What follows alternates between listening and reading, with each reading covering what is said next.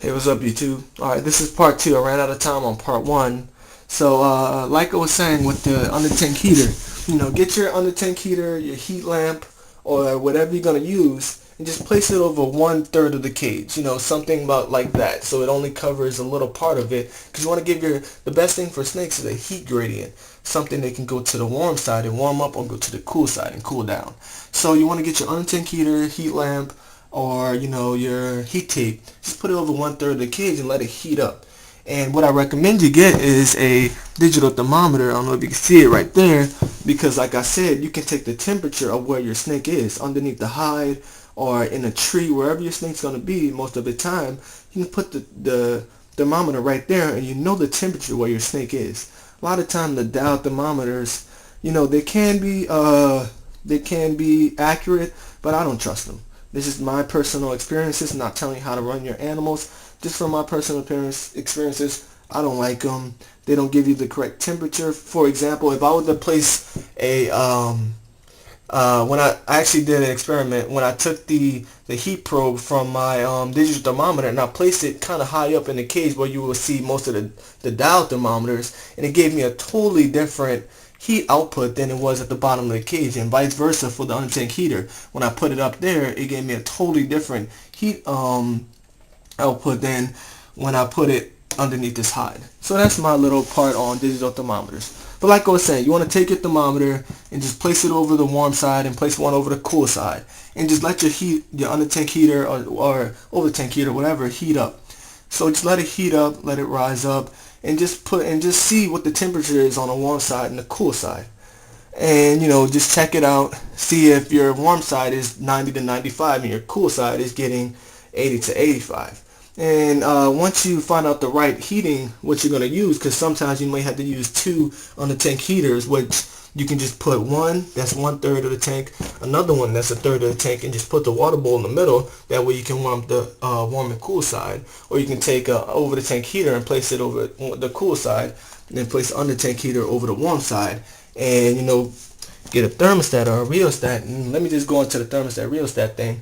The thing about the heating elements is a lot of times they depend on your ambient room temperature. If your ambient room temperature jumps up, really high, it could possibly kill your snakes. There have been accounts of snakes being killed because, heat waves will come in, and then all of a sudden your nothing's controlling your heating device, and your room overheats, and therefore your animal overheats and it kills your snake. So I recommend getting a rheostat, a thermostat. I don't really recommend rheostats because rheostats are not the best, but they are a lot better than just letting the heater just run hot. And with that, they're not that expensive, $17. You can save. A lot of people buy those plastic plants and they cost like $20. So save yourself some money. Get a rheostat instead. I'm not really save yourself some money, but use your money wisely and get a rheostat or a thermostat just for the future of your snake. No, it's not needed. This is just another thing that I do. And I tell you how to raise your snake. That's why I call it snake tips and not how to, because I'm just giving you tips on caring for snakes. I'm not telling you how to raise your snake. So enough of the babbling. Back to what I was saying. So now that you got your heating devices, you got your warm side 90 to 95 and your cool side 80 to 85, you want to get your substrate and your cage furniture in. Substrate that you can use is aspen bedding, cypress mulch. There's so many. But for boas, I recommend either using a substrate that's good at holding in moisture and that won't, sometimes aspen isn't the best at holding moisture. So I don't really recommend them for boas, even though you can use them. You can use them with no problem. I just would recommend something like cypress mulch, coconut fiber. Coconut fiber is very good because your snake can ingest it and not, have any problems. But coconut fiber or newspaper, or newspaper is more efficient as far as cost-wise, and you can save money. You can use the rest of the money to buy a rheostat or a thermostat. That's another thing. So you want to get your cage furniture in there. You want to get your hides. The only important thing with boas that you really need is a hide box and a water bowl. With this little guy, I found that I did have two hides with him at the very beginning, and he didn't really use the other hide. He would just climb up on his tree, so I gave him the tree. A lot of times your snakes will tell you what they want as far as cage furnitures. You can usually, like, some snakes will go on a tree for all the time, and that way you can provide them with climbing. Some snakes will just stay on the ground all the time. Like my other boa constrictor, I don't even have a tree in there because he doesn't go up on it. So with your cage furniture, I'm gonna let you guys decide that. Just make sure your snake has a hide box to where it can feel secure.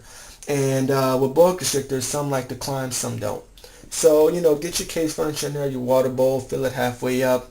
And alright, so now that you got everything in there, as far as your cage furniture, your water bowl, your heating devices, you got it controlled by something, thermostat or rheostat, you can go ahead and place your snake in there. Let him crawl around, let him get used of it. And one thing I forgot, let me go over this right fast, is you gotta know your humidity. So with humidity, one thing good about boas, they only need a relative humidity, 50 to 60%. So in some places that could be attained just by spraying the tank. Now these over the tank heater lights sometimes suck out the humidity. So with me, a thing that I do is I place a moist towel every morning. I wet the towel and put it on top of the cage. And that really provides my cage with humidity levels about 50%. And sometimes I miss during sheds. When they're shedding, I miss once or twice a day to make sure they have a perfect shed. So you also want to get something to tell your humidity. A dial humidity thing. Those dial hygrometers, those are okay to use because you want to know the ambient humidity. Those are okay to use, or you can use a digital hygrometer. All right, so you got your humidity, you got your heat, you got your cage set up, you got a happy snake. Now let's talk about feeding your snake. What did your snake eat?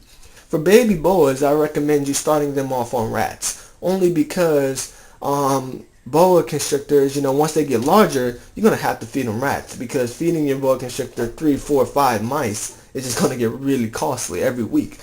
So I recommend you start your baby boa on pinky rats when they're 18 to about 23 inches. You want to start them on pinky rats. You want to move them up to rat pups when they get to that, 25 to about 30 inches. Then you want to move them to rat winglings, 30 to 36. Small rats, 36 inches to about, and this is all approximate. It all depends on your snake's girth. You always want to do slightly larger than the girth of your snake. But, once they get 36 inches to about 4 feet, they can handle medium, small and medium rats. Some can handle larger rats. When they're 4 feet to 5 feet, they can handle the large. Some can handle extra large. And from 5 feet and up, it depends on how big your snake gets. Some can handle jumbo rats. Some may need rabbits. So you just want to feed. And this is an important thing especially for Suriname and Guyana boas, because your boa can regurgitate, and that can bring down a syndrome that's just really nasty. It's called regurgitation syndrome, and it can kill your snake. So you always want to feed. You never want to power feed. Don't even ask me how to power feed. I'm not going to tell you, because it's a terrible thing. It shortens the life for your boa constrictor, and I do not recommend it at all. So you always want to feed appropriately sized prey, which is slightly larger than the girth of your snake, 1 time a week. That'll get your snake a good, healthy life, and you want to breed them. If you think about breeding, then you want your snake to be, healthy. You don't want to be too fat, too thick for breeding purposes. So, that's prey sizes. See, if you feed mice, then that's a wholly different thing. Just, like I said, slightly larger than their girth. And as far as illnesses goes, one of the two most deadly illnesses is IBD, which is inclusion body disease, which, that's why I tell you guys buy from breeders, because if your snake has this disease, all your snakes can get it just by being in the same room. And it can kill whole collections of snakes. And it's a deadly disease. It's not curable, and it will die. So we'll do a snake tips on snake diseases, because I don't have that much time now. So I'm going to do another snake tips on snake diseases and snake illnesses to give you more information about that. But another one is respiratory infection, which is like a cold in snakes, but since snakes are cold-blooded, they can't warm their body up. Like we would just get a fever if we get a cold, to fight off the bacteria. Snakes can't do that. So, they need you to raise their temperatures in their cage to get their immune system going. They're going to need antibiotics, some of that. So, that's pretty much, your complete guide to boa care. Like I said, I'll do another snake tips on the illnesses part, so you guys can check that out if you want to hear more about the illnesses. And that's pretty much what I got on boas. Peace.